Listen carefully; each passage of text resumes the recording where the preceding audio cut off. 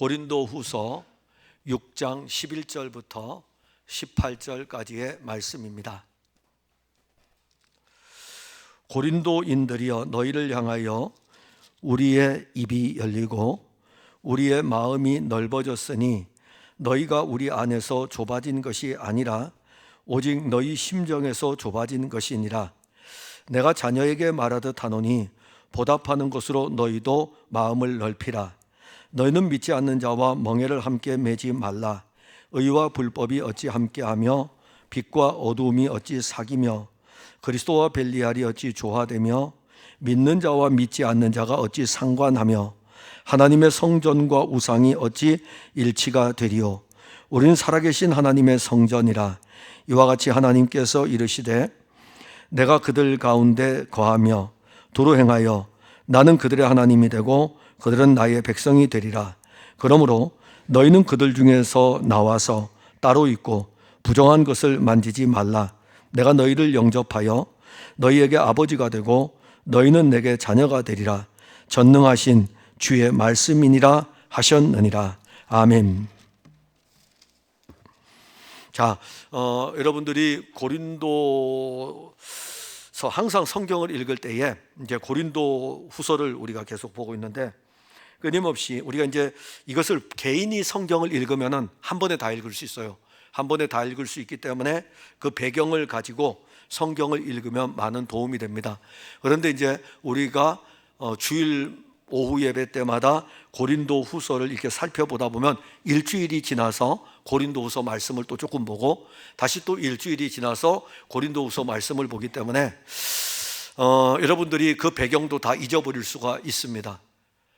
아니, 우리는 원래 그렇게 돼 있는 육적인 존재예요. 우리는 세상의 것에 대해서는 잘 안 잊어먹는데 하나님의 말씀에 대해서는 기가 막히게 잘 잊어먹는 은사를 가지고 있습니다.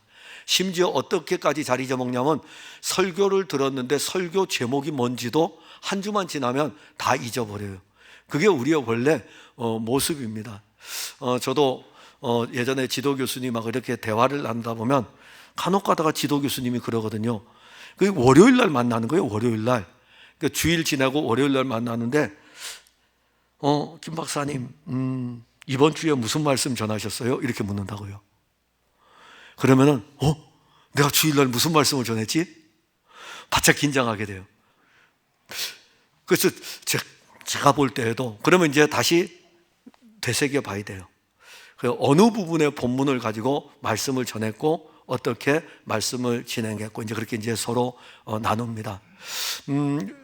우리 지난주에 설교 뭐 했죠? 안수 집사님들한테 물어볼까요? 장로님들한테 물어볼까요? 지난주에 설교 뭐였죠? 모르시죠? 네. 그래도 뭔가를 하는 거 보니까는 알고는 계시네요. 고맙습니다. 그게 우리의 모습이에요. 그래서 이 배경이라는 이 자체를 우리가 성경을 읽기 전에 이 성경을 왜 기록했는지 기록한 목적, 그 배경을 계속 가지고 성경을 읽어야 됩니다. 그러면 이제 우리가 고린도 후서를 볼 때마다 1차적으로 고린도 교회가 많은 문제가 있었고 이 문제 때문에 바울이 고린도 교회에 먼저 편지를 보내가지고 우리가 너희에게 전한 복음에 대해서 특히 고린도전서 15장에서 언급한 부활에 대한 이 부분, 그래서 부활을 언급할 때에 내 사랑하는 형제들아 견고하며 흔들리지 말며 더욱 주의 일에 힘쓰는 자들이 되라. 즉 다시 말한다면 지금 이 부활의 이 생명을 너희들이 가지고 있으니까는 지금 너희들에게 일어나고 있는 이 모든 일들 속에서 흔들릴 수 있습니다. 왜냐하면 고린도 교회가 많은 문제가 있기 때문에 그 많은 문제들 때문에 성도들 간에 흔들릴 수 있지만은 부활의 생명을 가진 우리들이 흔들리지 않고 견고하게 서 있으면서 신앙의 길을 걸어가야 된다라고 권면을 합니다. 자, 그리고 난 다음에 끝났어요. 끝나고 난 다음에 다시 고린도 교회는 또 어려움을 겪게 됩니다. 이 문제가 해결이 다 안 된 상태에서 지금 해결되어지는 과정 가운데 있는데 그 다음에 예루살렘에서 온 어떤 무리들에 의해 가지고 예수 믿음으로 말미암아 구원 얻는다는 이 진리와 그 다음에 율법을 지켜야 된다고 하는 두 개를 다 해야 된다는 거예요. 차라리 유대주의적 율법주의자들처럼 예수 그리스도를 배척하면 모르는데 예수를 믿음으로 구원을 얻는데 예수만 믿어서 구원 얻는 것이 아니고 율법도 지켜야 된다. 우리가 말씀을 지켜야 구원을 얻을 수 있다라는 이 두 개를 요소를 가진 세력들이 교회 안에 들어와서 바울은 고린도 교회에서 사역하지 않으니까 얼마나 좋습니까? 그야말로 양떼들만 있으니까는 이 양떼들을 올가매어서 가기가 너무너무 쉬운 상태예요. 만약에 바울이 거기 있었다면은 결코 그 세력들이 들어올 수가 없습니다. 근데 그 세력들이 들어와 가지고 교인들을 이제 미혹하는 거예요. 근데 미혹하기 위해서는 무엇을 해야 되냐면은 바울의 이 신앙의 정체성을 도전을 해야 되는 거예요. 그래서 바울이 전한 이 복음에 대해서 도전해야 되고, 그리고 바울이 사도랴 하는 이 문제를 가지고 도전을 해야 됩니다. 그러면 고린도 교회 안에서는 이 문제가 이제 시끄러워지는 거예요. 그러니까 교인들 가운데 어떤 사람들은 바울이 전한 이 복음을 그대로 가지고 있고 이것이 맞다라고 하는 사람도 있지만은 또 한 면에서 그들 중에 어떤 사람들은 정말 맞는 것 같은데 지금 예루살렘에서 온 사람들을 보라 이겁니다. 일단 그들이 가지고 온 형식적인 모든 것들이 다 갖추어져 있는 거예요. 신학교도 졸업하고 목사 안수도 받고 다 갖추어져 있는 거예요. 다 갖추어진 상태에서 그들이 행위에 대한 부분을, 행위 구원에 대한 부분을 또 언급을 하는 것입니다. 자, 이 문제가 지금 고린도 교회 안에 일어나기 때문에 고린도 교회는 이제 1차적인 문제가 이미 몇 개가 있었는데 엎친 데 덮친 격으로 또 이런 문제까지 불거지니까 바울이 긴급하게 1년도 채 되지 않아가지고 고린도 교회에 또다시 편지를 보내게 되는 게 고린도 후서인 것입니다. 그래서 우리가 이제 고린도 후서 6장에 보면은 하나님의 은혜를 헛되이 받지 말라 그랬어요. 여러분들 교회를 다니면서 하나님의 은혜를 헛되이 받는 경우들이 많이 있습니다. 하나님의 은혜는 무엇입니까? 하나님의 선물이잖아요. 하나님의 선물은 무엇입니까? 하나님의 선물. 우리 지금 필리핀 선교지에 보낼 거 지금 2개가 꽉 찼더라고요. 이제 저거 이제 다시 차곡차곡 다 쌓아야 돼요. 차곡차곡 다 쌓아야 되는데, 다음 주에 이제 정리를 해가지고 차곡차곡 다 쌓아가지고 그 해운회사에 연결하면 해운회사에서 와서 실어 갑니다. 실어 가게 되는데 지금 저 선물들이 굉장히 많아요. 그래 보면서 근데 제 눈에 맨 꼭대기에 김이 보였어요. 김. 아, 맞다. 그 선교지에 김이 필요한데 혹시 안 내신 분들이 있으면은 다음 주 오실 때 김 가져오셔요. 왜 이 김이 필요하면 이 김이 지금 밀봉이 돼 있잖아요. 밀봉이 돼 있는 이 김이 가게 되면 그거를 이걸 나누는 거예요. 만약에 선교사 가족들이 50팀이 왔다 그러면 50개로 나눕니다. 50개로 나눠가지고 이렇게 가는데 어떤 집에는 김이 갈 수 있고 어떤 집에 라면이 갈 수 있게 나눠져요. 근데 해외에 가게 되면은 김이 정말 필요하거든요. 한국 김이 되게 좋거든요. 그래서 김이 필요합니다. 근데 저게 선물이에요. 저 선물을 저것을 거저 이제 우리는 사랑으로 보내는 것입니다. 사랑으로 거기를 보내는 거예요. 그분들은 이 선물을 받게 되는 것이죠. 그러면 하나님의 은혜라고 했을 때 하나님의 은혜는 뭘까요? 선물이잖아요. 그럼 하나님이 우리에게 준 선물은 무엇일까요? 하나님의 아들 예수입니다. 하나님의 아들 예수예요. 오늘 우리 SFC 운동원들, 우리 장로님들이 이렇게 물어봤는데 물론 답변을 못하는 경우들도 있지만은 제가 이렇게 들으면서 우리 장로님들 질문 정말 지혜롭게 잘하시더라고요. 신앙에 대한 질문을 탁탁 이렇게 던졌어요. 그러니까 애들이 바짝 긴장하고 있는 거예요. 긴장하면서 듣는데 제가 있으면서 요번 입교하는 친구들은 제대로 교육을 받고 있구나. 가만히 이렇게 있는데 그래서 설명을 해주는 거예요. 아이들의 답변이 미흡한 부분에 대해서 설명을 해주고 이제 그렇게 합니다. 거기에 대해서 죄에 대한 문제, 그리고 예수 그리스도에 대한 문제. 근데 또 장로님들이 또 제가 이제 설교했던 것들을 가지고 또 이렇게 말씀하기도 하고 그러면서 그들에게 주어진 이 선물 예수 그리스도. 그러니까 예수님이 우리에게 선물이라 이겁니다. 선물. 이것이 그들에게 갔는데 그들은 아직은 좀 더 지나봐야 되겠지만 여기 있는 여러분들은 다 이 선물을 받았어요. 예수님이라는 이 은혜 엄청나게 받았어요. 근데 여기에 은혜를 헛되이 받지 말라 그랬어요. 선물을 헛되이 받는 경우도 있다는 것입니다. 예수 그리스도가 우리에게 선물로 왔는데 이 선물을 헛되이 받은 사람들이 누구일까요? 고린도 교회 성도들이잖아요. 고린도 교회 성도들이 이 선물을 받았다고요? 받았는데 거짓 사도들이 들어와 가지고 이 선물 말고 너희들이 율법을 또 지켜야 너희들이 율법도 지켜야 구원한다는 게 또 오니까는 내가 율법을 지켜서 구원받는다면 이건 선물 아니에요. 하나님의 은혜 아닙니다. 하나님의 은혜 아니에요.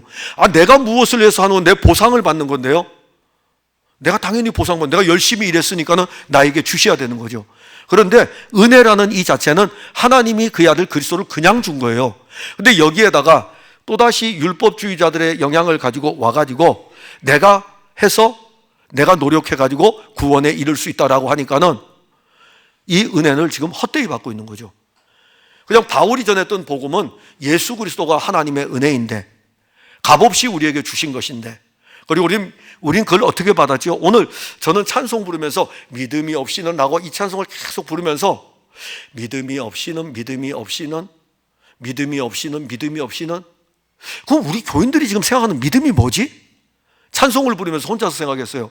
믿음이 없이는 기쁘시게 할 수 없다. 그 믿음을 지금 교인들은 어떻게 생각하고 있을까? 이 믿음은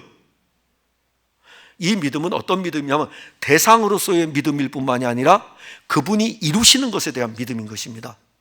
그러니까 하나님의 아들 그리스도 예수, 그분을 대상으로 하는 예수가 그리스도라는 것을 믿는 믿음일 뿐만이 아니라 그가 이루시는 일들, 내 안에 내 죄를 사해 주시는 믿음, 내게 부활의 생명을 주시는 믿음, 내 안에서 내 삶을 살아가시는 믿음. 그래서 믿음이 없이는 하나님을 기쁘시게 할 수 없다. 선물을 줘. 믿음이 선물이잖아요. 이게 선물이, 이게 하나님의 은혜예요. 근데 이것에 대해서 헛되이 받지 말라라고 편지를 쓴 거예요. 그러면서 우리가 지난주에 쭉 살펴보았고 오늘 11절에 가면 고린도인들이여 너희를 향하여, 자 여기에 이제 이 표현이 바울이 독특한 표현을 썼어요. 고린도인들이여. 혹시 여러분들 바울 서신을 읽을 때에 이런 표현을 쓰는 경우가 거의 드뭅니다. 어떤 경우에는 빌립보 사람들아라고 하면서 빌립보 교회도 그렇게 표현해요. 여기에도 고린도인들이여라는 표현을 썼어요. 많이 쓰는 것은 바울이 뭐냐면은 사랑하는 자들아 이런 표현을 쓰든지, 그런데 고린도인들이여라는 표현을 썼어요. 그러면 이것은 한 면에서는 여전히 육신의 본성을 벗어나지 못하고 있는 고린도 교회 성도들일 수 있고, 고린도 교회 교인일 수 있고, 고린도인들일 수 있고, 또 한 면에서 더 확대해 나가면 그냥 고린도 지역에 있는 전체 교인일 수도 있고. 왜냐하면 이것을 통해 가지고 무엇을 보여주려고 하냐면 두 사이에 놓여 있는 선물로 받은 은혜와 그 다음에 자연적인 내추럴의 본성을 가지고 살아가는 이 모습을 비교를 해주는 거예요. 뒤에 가게 되면은 두 개가 대조가 나오게 됩니다. 그래서 고린도인들이여, 자 여기 고린도인들이여라고 하면서 너희를 향하여 우리의 입이 열리고 우리의 마음이 넓어졌다. 자, 바울은 원래 첫 번째 편지를 보냈죠. 그럼에도 불구하고 그들이 여전히 고쳐지지를 않아요. 그러니까 복음이신 그리스도, 바울이 첫 번째 편지를 쓸 적에 문제들을 접근해 갈 적에 가장 중요하게 여겼던 것은 고린도인들에게 전파된 것이 무엇이냐 하는 것입니다. 유대인들은 표적을 구하고 헬라인들은 지혜를 구했지만 우리는 십자가에 못 박힌 예수 그리스도를 전파했다는 것이죠.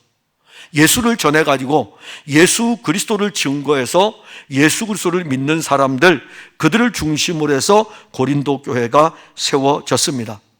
그리고 교회가 어려움이 있을 때에, 그 문제가 있을 때에도 이 예수 그리스도를 통해 가지고 교회를 바르게 세워가는 일들을 첫 번째 편지에서 이미 다 언급을 했습니다.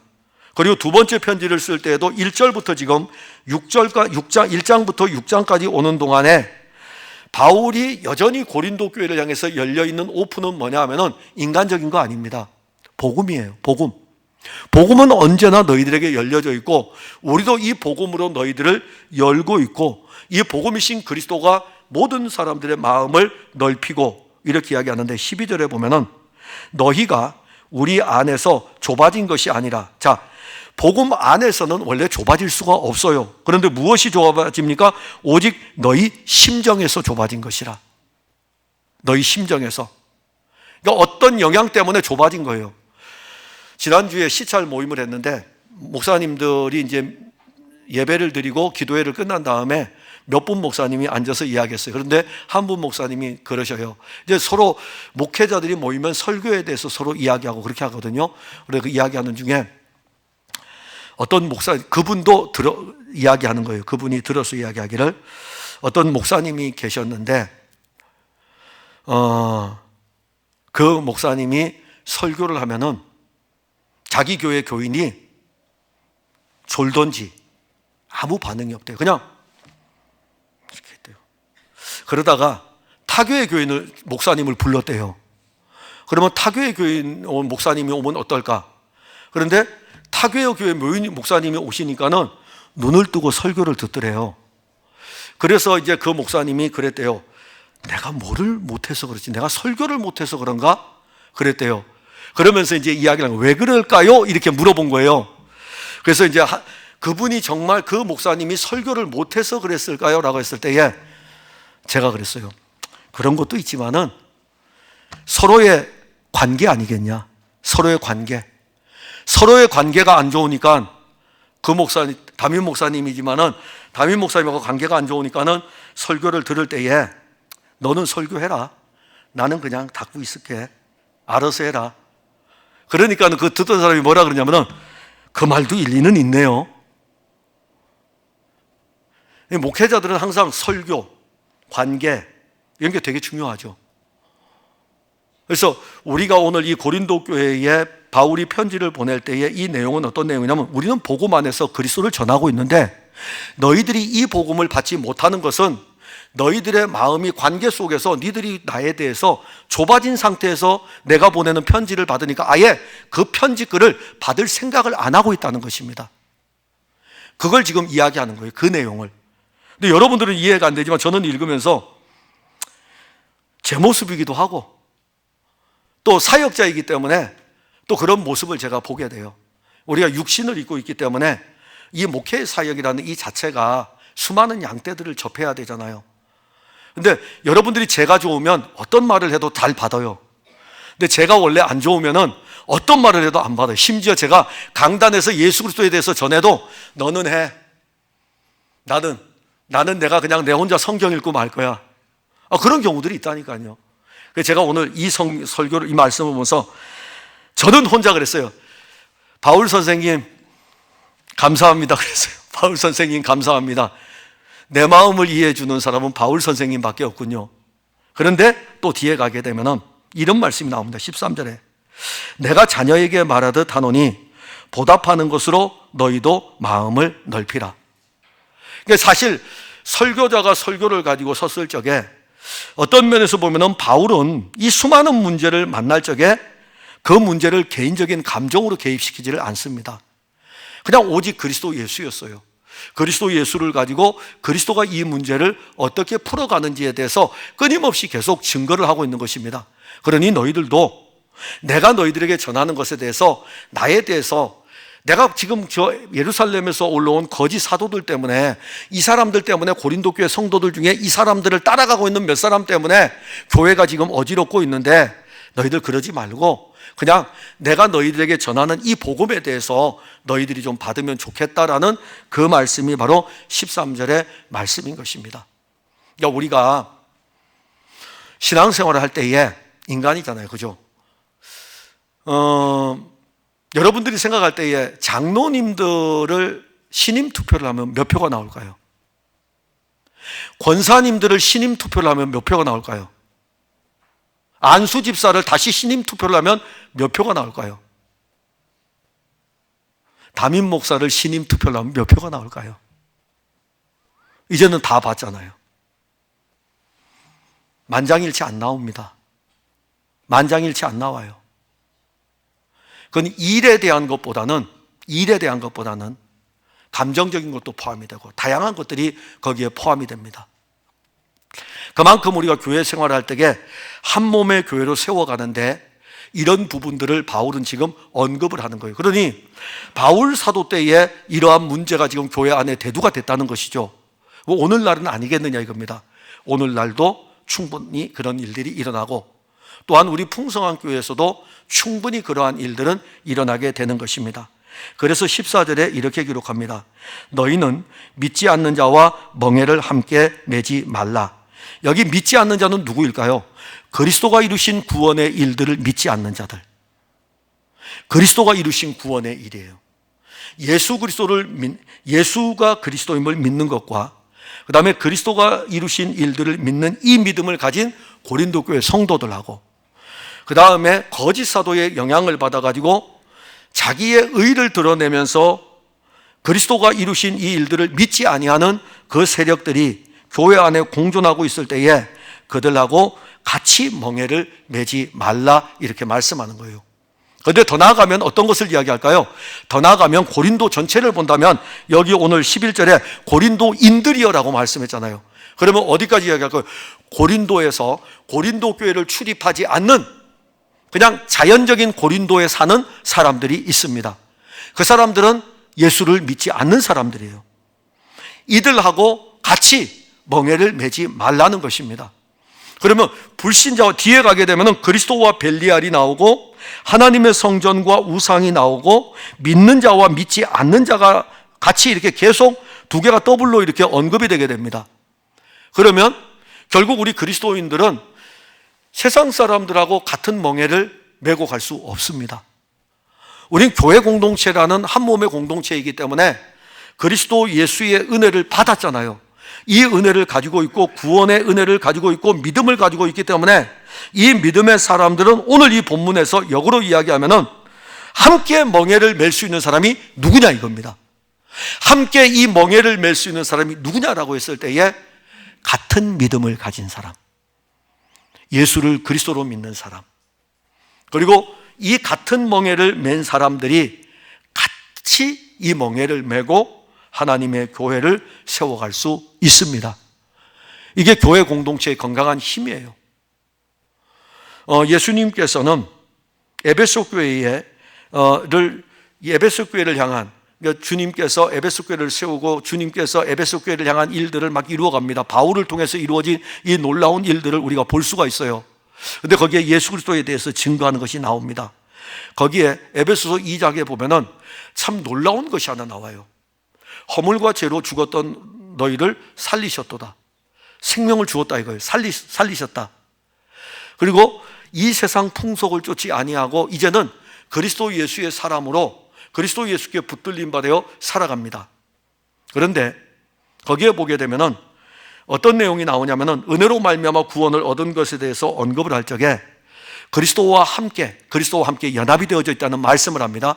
그리스도와 연합이 돼서 그와 함께 죽고 그와 함께 일으키고 그와 함께 하늘에 앉혔다. 그러니까 예수 그리스도와 함께 죽고 일으킴을 받고 예수 그리스도와 함께 하늘에 앉혔다. 이게 우리예요. 그러니까 과거의 표현을 썼어요. 2000년 전에 예수님 십자가에 달려 죽으시고 예수님이 하늘에 앉혔을 적에 우리도 영혼 안에서 지금 이 시기에 살지만은 그분과 함께 앉혀졌어요. 하늘 보좌에 앉혀졌어요. 이제 이 시간을 살아갈 뿐이지 이 시간 너머의 영혼에서는 이미 우리는 앉혀져 있는 존재인 것입니다. 이걸 언급하고 난 다음에 에베소 교회에 또 말씀합니다. 유대인 그리스도인과 이방인 그리스도인을 언급을 해요. 이 둘은 같은 멍에를 맸어요. 어떤 멍에입니까? 예수와 함께 죽었고 예수와 함께 일으킴을 받았고 예수와 함께 하늘에 앉힌 같은 멍에를 맸어요. 내 짐은 수고하고 무거운 짐진 자들아 다 내게로 오라. 내가 너희를 쉬게 하리라. 내 멍에는 쉽고 가벼우니라. 이제 그리스도의 멍에를 우리는 맸어요. 그리스도와 우리는 떨어질 수가 없습니다. 이거 벗을 수가 없어요. 결코 벗겨지지 않는 멍에를, 그리스도의 멍에를 우리는 가지고 있어요. 그리스도가 우리를 딱 매버렸다고요. 그게 유대인도 맺고 이방인도 맺어요. 그런데 교회 안에서 유대인하고 이방인하고 서로 문제가 발생이 되는 것입니다. 그때 이 에베소 교회 편지를 쓰면서 예수 그리스도를 이렇게 언급합니다. 모퉁이 돌로 언급을 해요. 모퉁이 돌로 언급하고 유대인 그리스도인하고 이방인 그리스도인이 한 몸의 교회로 세워져 간다라고 말씀하면서 또 하나 말씀하는 게 있어요. 하나님이 너희 안에 하나님의 성전을 만드셨다 이겁니다. 이 성전은 유대인에게도 성전이 되고 이방인에게도 성전이 되는 그 부분을 말씀하는 거예요. 그러면 결국 우리 그리스도인들이 한 몸의 공동체로 함께 멍에를 매야 되는 것은 주 예수 그리스도를 믿는 이 믿음을 가지고 함께 멍에를 매는 것입니다. 믿음으로 매는 거예요. 행위로 매는 것이 아닙니다. 믿음으로 매는 거예요. 같은 믿음을 가지고, 주 예수를 믿는 그 같은 믿음을 가지고 함께 멍에를 매야 되고, 그 뒤에 나오는 거, 그리스도와 빛과 어둠은 결코 같이 있을 수가 없습니다. 빛과 어둠은. 그리고 그리스도와 벨리알도 조화가 될 수 없어요. 어찌 그리스도하고 벨리알이 조화가 될 수 있겠습니까? 그리고 또 나옵니다. 믿는 자와 믿지 않는 자가 어찌 상관하겠느냐. 이 상관한다는 것은 굉장히 가깝다는 이야기예요. 가깝다는 이야기예요. 그러니까 믿는 자와 믿지 않는 자가 세상의 것들로 굉장히 가까우면서 하나님의 교회를 허무는 일들도 있어요. 불신의 것들을 가져와 가지고 교회를 허무는 일들도 있어요. 근데 우리는 뭐와 상관해야 되냐면은 예수 그리스도와 우리는 이미 상관하고 있어요. 상관이라는 단어가 결혼에서 쓰이는 단어예요. 아주 친밀하다는 것입니다. 아내와 남편만이 알 수 있는 관계가 상관이에요. 그러면 이 부분을 언급할 때에 우리는 예수 그리스도의 신부이고 그리스도는 우리의 신랑이기 때문에 예수 그리스도와 우리가 상관하는 거예요. 그게 가장 친밀한 관계인 것입니다.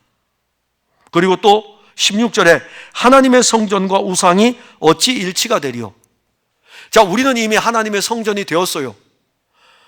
하나님께서 그의 아들을 보내셨어요. 그의 아들이 헤롯 성전을 헐라 그랬어요. 그리고 3일 만에 일으키라 그랬어요. 일으킬 것이라고 말씀했어요. 그 성전이 바로 예수님 자신을 가리켰어요. 예수님 자신이 참 성전이셔요. 그런데 이 참 성전이 모든 구원의 일들을 이루고 난 다음에 이 성전에 누가 들어가야 됩니까? 이 성전에 대제사장이 들어가야 되죠. 이 성전에 죄를 가지고 들어가야 돼요. 우리 죄인은 못 들어갑니다. 죄인은 못 들어가요. 반드시 대제사장이 이 성전으로 들어가야 되고, 그것도 또 들어가는 지성소 자리는 대제사장만 들어가고 성소의 자리에는 제사장들이 들어가는데, 그런데 이 성전 대신 그리스도가 대제사장이 되시고 제물이 되셔가지고 우리를 그리스도로 말미암아 지성소까지 들어가게 새롭고 산 길을 열어주셨어요. 그래서 우리는 누구든지 예수를 믿음으로 말미암아 하나님의 성전 가장 깊은 곳으로 들어갈 뿐만이 아니고 그분이 그의 영으로 우리를 성전 삼으셔가지고 우리 안에 계셔요. 하나님이 어찌 우리 안에 계십니까? 하나님 우리 안에 계실 수가 없어요. 우린 죄인이기 때문에. 그럼 하나님 어떻게 우리 안에 계실 수 있을까요? 그래서 육신을 입고 왔잖아요. 근데 육신을 입었는데 육신이 우리 안에 어떻게 들어올 수 있어요? 그래서 이 육신이 모든 구원의 일들을 이루고 난 다음에 그의 영을 보내가지고 그의 영이 우리를 성전 삼고 그리스도가 우리 안에 계시는 거예요. 그래서 하나님의 성전이에요. 우리가 하나님의 성전이에요. 이 건물이 하나님의 성전이 아니고 우리가 하나님의 성전이에요. 하나님의 성전인 우리가 어찌 세상의 것하고 우상들하고 일치가 될 수 있겠습니까? 세상에 좋아하는 것들하고 하나님의 성전하고 어떻게 일치가 될 수 있겠습니까? 그 부분을 16절에 말하고 있고, 그리고 16절에 보면 우리는 살아계신 하나님의 성전이라, 우리 하나님의 성전이라. 근데 성전의 이 개념의 은혜가 어떤 은혜냐면은 여러분들 16절에 보면은 기억하고 써 있죠. 기억. 여기에 이렇게 기록합니다. 내가 그들 가운데 거하며. 성전의 은혜는 거하는 은혜입니다. 우리 안에 거하시는 거예요. 성전의 은혜는 어떤 은혜입니까? 두루 행하는 은혜입니다. 그러면 성전을 우리가 보게 되면 어떨까요? 성전에 들어가게 되면 성전에 울타리가 있어요. 이 울타리, 성전의 가장 구역을 정하는 게 울타리예요. 이 울타리 안으로 들어가야 돼요. 그러면 문을 열고 들어가죠. 거기서부터 성전입니다. 딱 울타리 문을 열고 들어가면 거기부터 성전이에요. 거기 들어가면 이방인의 뜰이 있어요. 이방인의 뜰이 있고 딱 보면은 번제단도 있고 물두멍도 있고 짐승을 잡는 데도 있고 이 짐승을 잡고 난 다음에 씻는 데도 있고 거기에 번제단도 있고 물두멍도 있어요. 그리고 더 들어가게 되면은 성소가 있어요. 이 성소 안에 들어가면은 성소에 진설병 떡을 차려놓는 떡상도 있고 등대도 있고 등대도 있고 빛을 비춘 등대도 있고 또 더 들어가면 분향단도 있고 그래요. 근데 그걸 넘어 휘장을 지나서 딱 지나가게 되면 안에 지성소가 있고 이 지성소에는 하나님의 언약궤가 있습니다. 근데 여기에 대해서 두루 행한다 이겁니다. 어디서부터? 울타리 안으로 들어와 가지고 이제는 이방인의 뜰에 머물지 아니하고 그분이 우리 가장 깊은 곳곳에 두루 다니면서 우리 안에 그분의 가장 깊은 것들을 공급하여 주시는 것입니다. 이게 놀라운 은혜입니다. 제가 오늘 이 예배 끝나면 오랜만에 우리 청년들하고 남전도의 젊은 친구들하고 공차러 가요. 그래서 그 일을 위해서 제가 열심히 운동을 해놨거든요. 제가 그랬거든요. 제가 그 이야기를 했어요. 이제는 뛰면은 사방 3m는 뛸 수 있다. 전에는 너희들이 나한테 1m 뛸 수 있다고 놀렸지만 이제는 사방 3m는 뛸 수 있다. 이렇게 했어요. 자, 그런데 제가 가면 이제 우리 꼬마애기들도 있으면 꼬맹이들도 놀고 뭐 그렇게 할 거예요. 그래서 운동장을 두루 이렇게 다녀볼 거예요. 다 다녀볼 거예요. 이렇게 그 빌린 운동장을 두루 이렇게 다녀볼 거예요. 밟기도 하고 그러면서 하나님의 아들이 우리를 성전 삼으셔가지고 우리 안에서 두루 다녀보셔요. 1m만, 사방 1m만 다니면 얼마나 저기 합니까? 근데 하나님의 아들 그리스도는 우리 모두 전부를 머리부터 발끝까지 두루 다니셔요. 근데 두루 다니는데 두루 행하여 이렇게 말씀했어요. 그분이 하신다 이겁니다. 하나님의 아들이 하셔요. 우리에게 성전이 되셔가지고 하나님의 아들이 우리 안에 하나님이 하고자 하시는 일들을 행하시는 거죠. 근데 그 행하심의 일들을 통해서 하시는 말씀은 이 말씀입니다.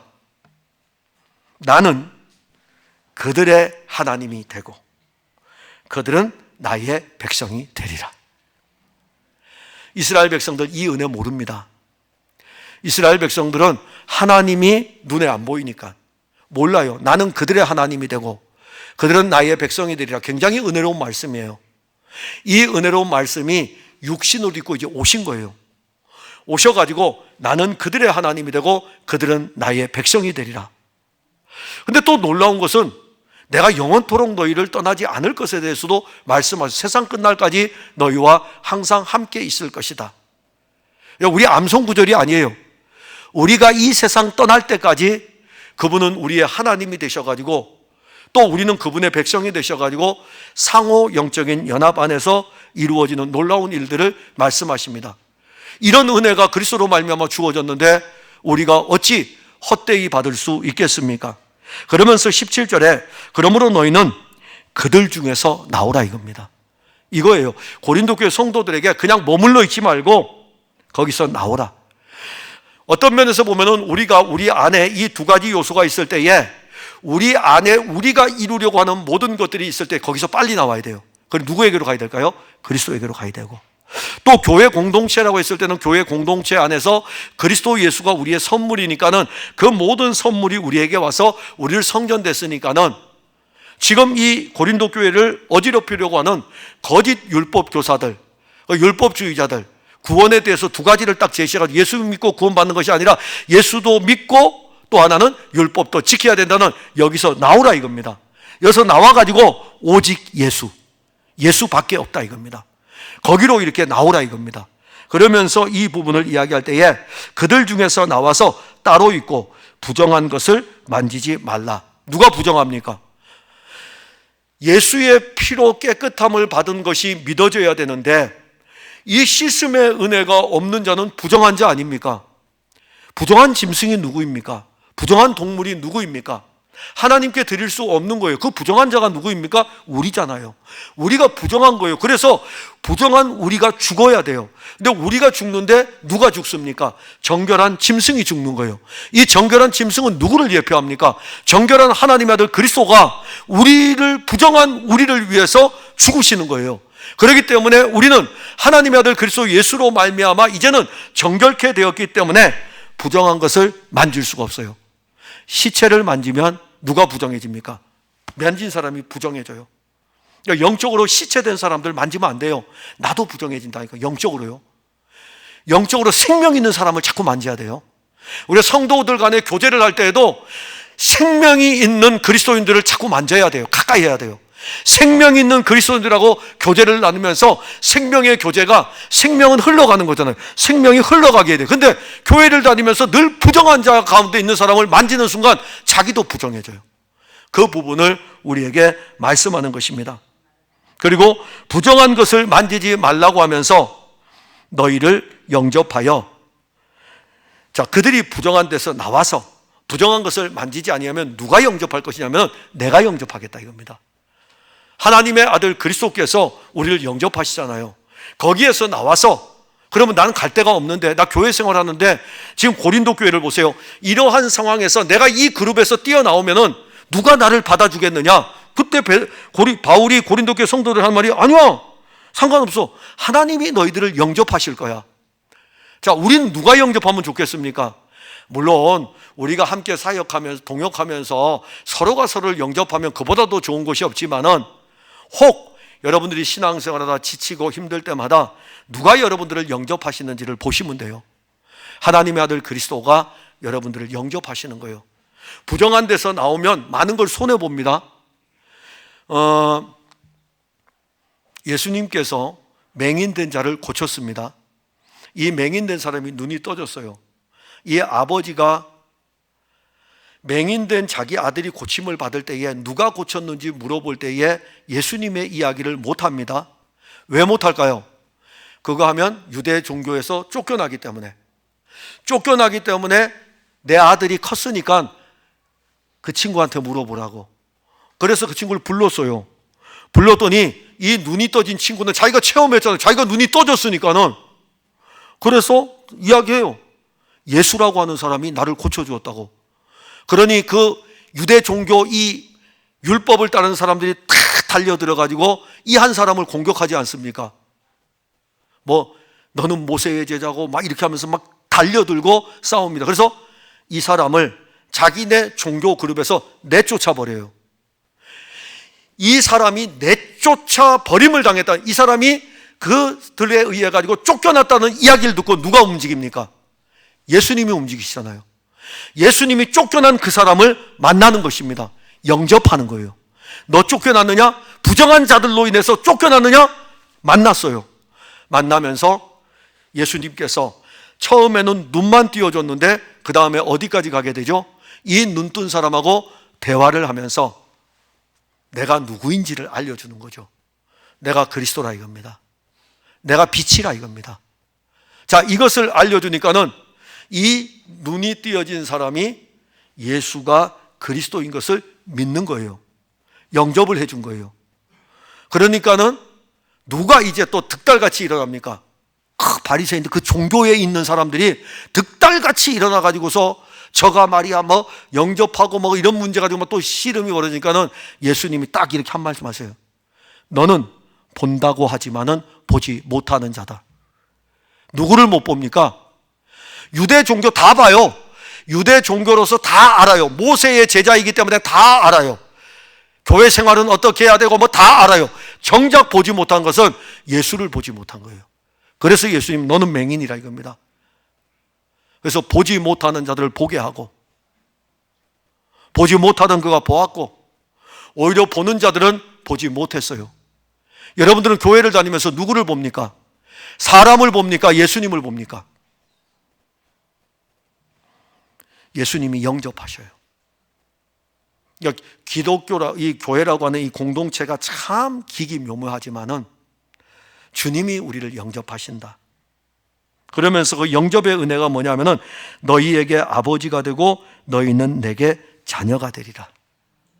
아버지와 자녀에 영접하는 자 곧 그 이름을 믿는 자들에게는 하나님의 자녀가 되는, 하나님의 자녀가 되는, 내가 너희들을 영접하겠다. 세상에서 나오세요. 주님이 영접하십니다. 권력에서 나오고 재물에서 나오세요. 자녀에게서 나오세요. 그냥 나오세요. 나와가지고 주님께로 가세요. 주님이 영접하십니다. 그러면서 이 말씀을 하시면서 18절에 전능하신 주의 말씀이니라. 전능하시다. 모든 것을 하시는 분이다. 그거 내가 할 수 있다 이겁니다. 우리가 할 수 있는 게 아니에요. 사랑하는 성도 여러분, 하나님의 은혜를 헛되이 받지 말자고 하면서 6장이 이렇게 쭉 진행이 됩니다. 정말 여러분들이 믿음 생활할 때에 한 몸의 교회 공동체로 세워져 가는 이 일들 속에서 하나님의 선물은 우리에게 왔습니다. 그리고 이 선물은 예수 그리스도입니다.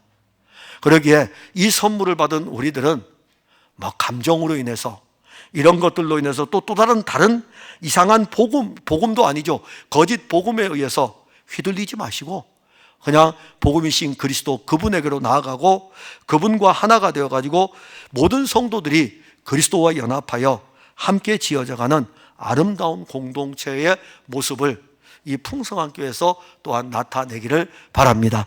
기도하겠습니다. 하나님 감사합니다. 교회라는 공동체는 육신을 입은 거룩한 무리들이 함께하기 때문에 여러 일들이 있습니다. 때로는 바깥에서 들어오는 이상한 세력들이 있고, 그런가 하면 새 속에 물결 속에 또 휩싸일 수도 있고, 그런가 하면 우리가 육신을 입고 있기 때문에 우리 자신의 연약으로 인하여 가지고도 여러 문제들이 일어날 수 있습니다. 그럴 때에 오늘 바울은 고린도 교회 편지를 쓰면서 하나님의 은혜를 헛되이 받지 말라고 하면서 함께 할 수 없는 것들에 대해서 말씀하고 있고, 우리는 그리스도 예수 안에서 한 몸의 교회로 이제는 함께 지어져 가니 우리가 하나님이 기뻐하지 않는 이 은혜의 선물, 하나님의 아들 그리스도를 통해서 받은 이 모든 것들에서 이것이 우리에게 중요함을 알고, 이것이 중요함을 알기 때문에 부정한 것을 만지지 아니하고, 부정한 것에서 오히려 나오면 그리스도께서는 우리를 영접하여 가지고 참 성전이 되시고, 또한 하나님께서는 우리의 아버지가 되시고 우리는 그의 자녀가 됨으로 말미암아 아름다운 하나님 나라의 권속의 이 모습을 우리에게 이룰 수 있음을 보여줍니다. 사랑하는 성도들이 하나님의 은혜의 선물인 그리스도를 더 깊이 알고 그리스도 안으로 들어가고 서로의 영접 속에서 신령한 일들을 맛보아 풍성한 교회를 통해서 한 몸의 교회가 되는 은혜를 함께 보고 누리게 하옵소서. 예수님 이름으로 기도하옵나이다. 아멘.